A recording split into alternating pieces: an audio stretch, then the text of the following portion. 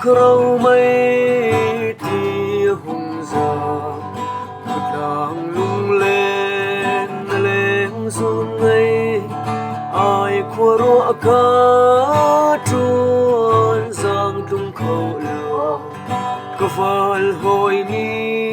xôm tiếng là ca hi mô ăn phai tuôn lên run ngây cả chờ tóc lâu cần dũng xuôi rùa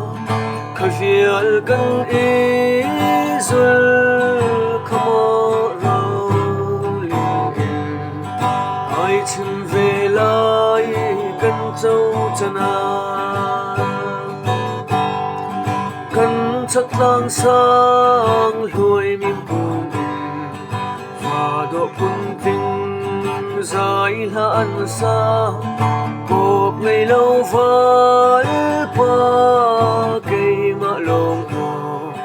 như tin truồn ruộng lâu cứ lên hi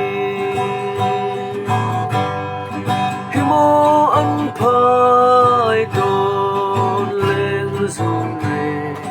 cứ châu tóc lâu cần giúp xuôi rùa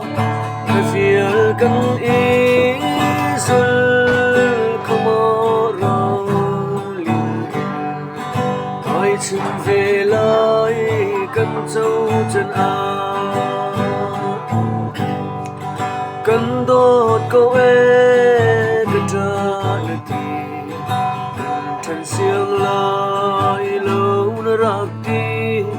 thiên hem tu tiếng